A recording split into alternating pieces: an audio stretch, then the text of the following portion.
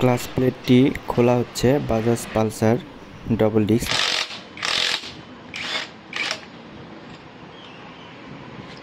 আসসালামু আলাইকুম bikers, welcome to my channel crazy king. আশা করি আপনারা সবাই ভালো আছেন। বাজাজ পালসার ডবল ডিস্ক বা UG5 নামে পরিচিত বাইকটি আমার 30,000 কিলোমিটার চলেছে। হঠাৎ করে দেখি যে আমার ক্লাচ প্লেটটি কাজ করতেছে না। ক্লাচ প্লেট কিভাবে নষ্ট হয়েছে বা কিভাবে কাজ করতেছে না এটি বুঝতে পারবেন যে আপনি বাইকের RPM উঠে যাচ্ছে 4, 5, 6 এরকম উঠে যাচ্ছে, কিন্তু গতি আসতেছে না। সেই ক্ষেত্রে আপনি ভেবে নেবেন যে আপনার বাইকের ক্লাচ প্লেটটি নষ্ট হয়ে গিয়েছে। তো আমার এই বাইকটি প্রায় 6-7 বারের মতো হিল রাইড করা হয়েছে। সাজেকে যাওয়া হয়েছে 3 বার, বান্দরবানে 3 বার এবং রাঙামাটিও 3-4 বার যাওয়া হয়েছে। এছাড়া আমি নওগাঁ থেকে চিটাগাং যাওয়া আসা করেছি প্রায় 8-10 বারের মতো। তো সেই ক্ষেত্রে বিভিন্ন কারণে ক্লাচ প্লেটটি ক্ষয় হয়ে গিয়েছে। তো 30,000 কিলোমিটার পরে আমার ক্লাচ প্লেটটি আজকে চেঞ্জ করার উদ্দেশ্যে খোলা হচ্ছে। তো বাজাজ পালসার ডবল ডিস্ক এর আগে আমি যতদূর শুনেছি কারো 10,000 কিলোমিটারেও ক্লাচ প্লেট নষ্ট হয়ে গিয়েছে।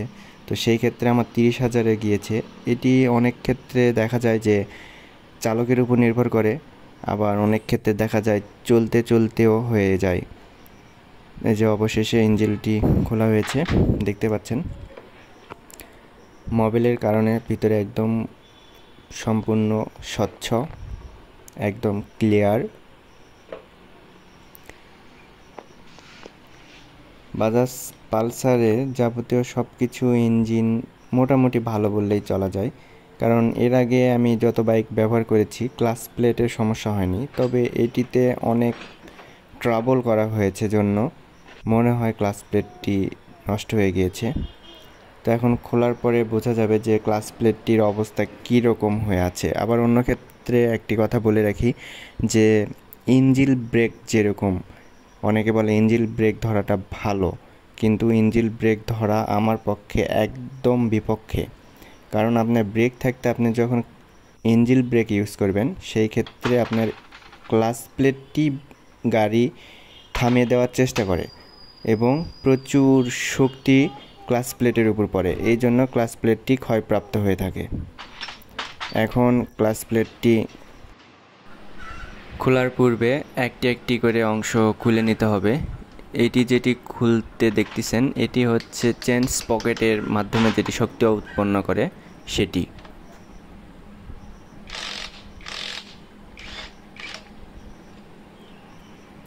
অবশেষে খুলে নেওয়া হয়েছে অংশটি।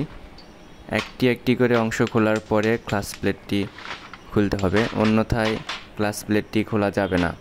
কারণ একবারে খোলা কখনোই সম্ভব না, কারণ এগুলো পার্টস খোলার পরে ক্লাচ প্লেটটি বের হয়ে আসবে। এরপরে ক্লাচ প্লেটটি খোলা হচ্ছে।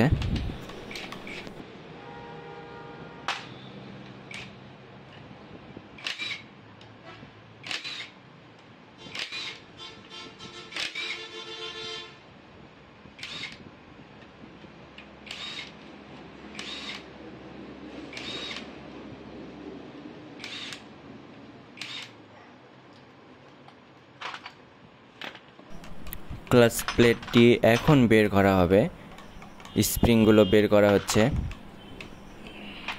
স্প্রিং বের করার পরে যে পার্টসটি খোলা হবে এটি হচ্ছে, কেউ বলে বাটি সেট, কিংবা এটা অ্যাকচুয়াল কথা হচ্ছে হাফ সেন্টার। এই হাফ সেন্টার সাথে আপনার ক্লাচ প্লেটটি সংযুক্ত।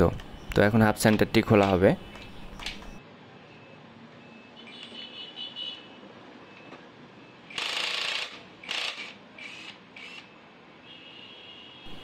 হাফ সেন্টার স্ক্রুপটি বের করা হচ্ছে।